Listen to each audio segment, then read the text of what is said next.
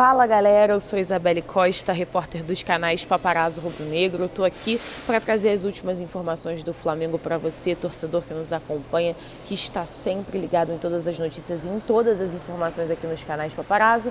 Então é claro, né, pedir para você que está aí, se inscreve no canal, ativa o sininho da notificação, deixa o like porque é muito importante pra gente, vai ajudar demais o crescimento do nosso trabalho e também vai te ajudar a ficar ligado sempre em todas as informações do Flamengo. Só para explicar para vocês, estou no aeroporto, mais uma viagem, Equador, estaremos lá trazendo todas as informações, todos os detalhes, toda a cobertura dessa primeira partida da Recopa Sul-Americana contra o Independente Del Valle para vocês, uma partida importante. Vitor Pereira, né, tem um desafio difícil pela frente, porque jogar na altitude não é fácil, então ele vai precisar dos jogadores com a melhor condição física, e vou até explicar para vocês, né, começando esse vídeo, trazendo um pouquinho de como vai ser a programação do Flamengo hoje. O Flamengo treina agora pela manhã, depois almoça, né, descansa, tem aquele descanso do almoço, depois eles vão para o aeroporto. Chegada no aeroporto está prevista para 3h30 da tarde, o avião está previsto para decolar às 5 horas e chegada meia-noite, horário de Brasília, tá? No Equador. Tem uma diferença de 2 horas para o Equador aqui, então aqui o Flamengo vai chegar às 10, mas chega à meia-noite para o horário de Brasília, e essa é a programação do Flamengo. Amanhã tem mais um treino, né? Último treino antes da partida, e claro, na terça-feira a disputa, o confronto. E até para trazer uma informação para vocês sobre o Independente Del Valle, que é interessante a gente trazer aqui, para a gente também tentar entender como será esse confronto, a dificuldade desse confronto. Mas só para explicar para vocês, o Independente Del Valle fez apenas uma partida oficial no ano antes de enfrentar o Flamengo. Para vocês terem uma ideia, o Flamengo já disputou uma final contra o Palmeiras, Supercopa, já disputou o Mundial de Clubes viajando para um outro continente, foi para o Marrocos. Então, uma viagem desgastante. Enquanto isso, o seu adversário pela Recopa, né, o Independente Del Valle, fez apenas um jogo oficial. Em 2023, os equatorianos fizeram 2 duelos de pré-temporada, os amistosos diante do São Lourenço, da Argentina, e Deportivo Maldonado, do Uruguai, nos dias 15 e 18 de janeiro, respectivamente. No primeiro confronto, empate em 0-0, já no segundo, derrota por 2-1. A única partida oficial aconteceu no dia 11 de fevereiro pela Supercopa do Equador, quando os equatorianos entraram em campo contra os Alcas do Equador e triunfaram, né, venceram por 3-0. Essa foi a única partida oficial, partida realmente, né, que não seja amistoso. Eles só disputaram 3 partidas nessa temporada, em 2023, e essa partida oficial que eles acabaram com a vitória por 3-0. Então, galera, realmente tem diferença pela condição física. O Flamengo já tem um desgaste físico acentuado. Se a gente para pensar, o Flamengo já tem um desgaste físico, o Flamengo já passa, né?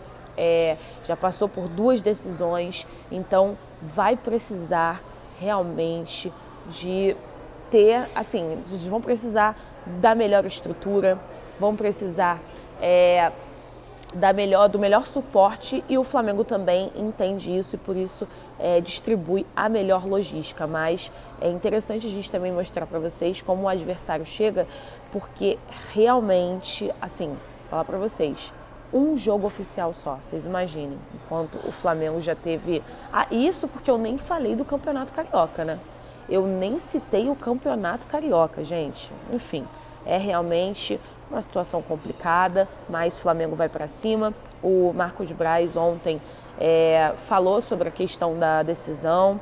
Ele disse: o calendário do Flamengo na maioria das vezes é apertado. Ano passado jogamos todos os jogos possíveis da temporada, espero que isso aconteça de novo este ano, mas a gente pretende fazer alguma contratação para repor algumas situações. Agora vou aproveitar o espaço aqui para falar do que fizemos. A gente efetivou a compra do Ayrton Lucas, trouxemos o Gerson, renovamos com o Léo Pereira, com o Davi Luiz, estamos renovando com vários jogadores, e ele também completou, falou sobre o Alan, informação que saiu é que o Flamengo estaria negociando com o Atlético Mineiro e ele disse: não, absolutamente nada em relação a este jogador.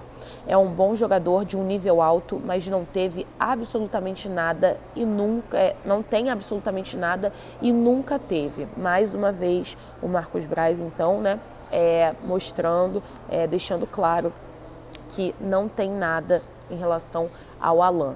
É óbvio, gente, que a movimentação do Flamengo nesse momento por posições, né? Serão por posições, essas movimentações do mercado serão por posições que o Vitor Pereira está pedindo, solicitando para que a diretoria faça. Um ponta-direita, um volante que cumpra as funções que que o João Gomes cumpria. O Gerson é um excelente jogador, a gente sabe disso, mas as funções que o João Gomes cumpria, ele não cumpre, né? Porque ele tem características diferentes, não quer dizer que o Gerson seja ruim, pelo amor de Deus. O Gerson, para mim, foi a melhor contratação que o Flamengo pôde fazer e eu acho ainda que vai render muito, mas o Vitor Pereira entende que a posição do João Gomes ainda não tem um jogador no elenco que possa suprir. Então, por isso, né, que o Vitor tem pedido, né, à diretoria do Flamengo. Além disso, o Vitor ontem deu uma declaração importante na coletiva de imprensa, quando ele fala sobre o Ayrton Lucas, sobre o Ayrton Lucas e também sobre o Guilherme Varela, porque improvisar, né, o Guilherme Varela de lateral esquerdo. Ele expõe a situação dessa falta de jogadores disponíveis para a lateral esquerda, disse que o Ayrton Lucas precisa, né, ser poupado, que ele quer poupar o Ayrton Lucas para não desgastar para jogos importantes e por isso que ele vem testando Guilherme Varela, por exemplo, na lateral esquerda. Falando sobre o jogo ontem, o jogador, né, o André Luiz, novinho, gente, é legal a gente ver, né, esses atletas que estão na base, né, são atletas importantes para as categorias de base, subindo para o profissional, tendo oportunidade, e o André Luiz marcou o seu primeiro gol pelo Flamengo, primeiro gol pelo profissional, né, quando a gente fala isso, né, a gente fala primeiro gol pelo Flamengo no profissional, e ele celebrou bastante esse feito, postou: primeiramente quero agradecer a Deus, depois toda a comissão, todo o staff do Sub-20 ao profissional, sou grato por tudo que eles têm feito por mim aqui no clube. Hoje o Vitor Pereira deu uma moral para a gente, botou a gente para jogar, o que importa é isso, a gente que é da base tem que subir e fazer resultado. E o gol foi feito 100% na base. O atacante Matheusão recebeu em velocidade, se esticou todo para dar o passe a André Luiz. O garoto de 20 anos dividiu com o goleiro, ganhou a disputa e ficou sozinho para empurrar a bola, né, para as redes. Então, galera, é legal também a gente ver a metodologia do Vitor Pereira, como o Vitor Pereira entende que pode utilizar a base, né? É legal a gente ver isso, ele deu oportunidade, é legal também a gente ver os jogadores reconhecendo e realmente eu acho que o Flamengo pode só ter a ganhar, assim, utilizando os meninos da base, entendendo, né, que esses meninos podem render não só para os cofres, mas também em questão desportiva, né, e eu acho que o Flamengo também está tendo esse entendimento, até o Paparazzo trouxe essas informações no vídeo dele hoje, que o Flamengo tem esse entendimento, está tendo esse entendimento que esses jogadores, né, não precisam ser imediatamente vendidos, mas que esses atletas podem ter ainda mais oportunidades no profissional. Bom, falar também com vocês aqui, cadê que é mais que eu tenho que falar com vocês? Temos muitas coisas para falar.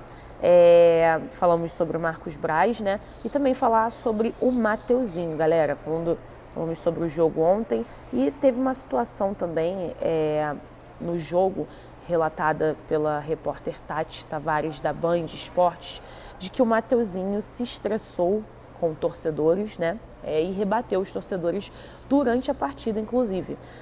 Durante a transmissão da Band Esportes, a repórter da Band, Tati Tavares, afirmou que o Mateuzinho ficou incomodado com as críticas e respondeu: "Vem aqui jogar no meu lugar", disse o lateral do Flamengo. Então, enquanto alguns jogadores vivem uma boa fase, né, vivem um bom momento, o Mateuzinho ele ainda não conseguiu ter um bom momento em 2023. Ele vem recebendo algumas oportunidades do Vitor Pereira, muitas vezes não tem ido muito bem, e agora teve esse episódio se estressando com o torcedor. Gente, crítica de torcedor na arquibancada é a coisa mais normal do mundo, né?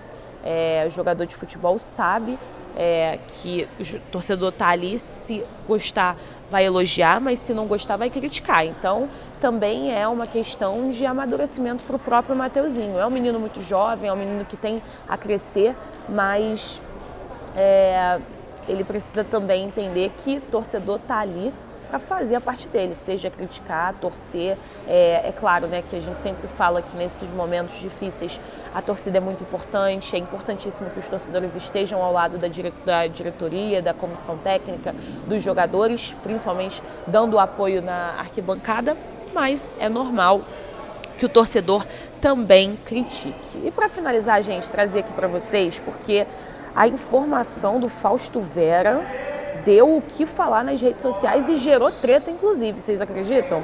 Isso porque teve uma postagem, né? Vou explicar para vocês. Teve uma postagem nas redes sociais dando crédito dessa informação do Vitor Pereira insistir na contratação para que a diretoria contrate o Fausto Vera do Corinthians. E aí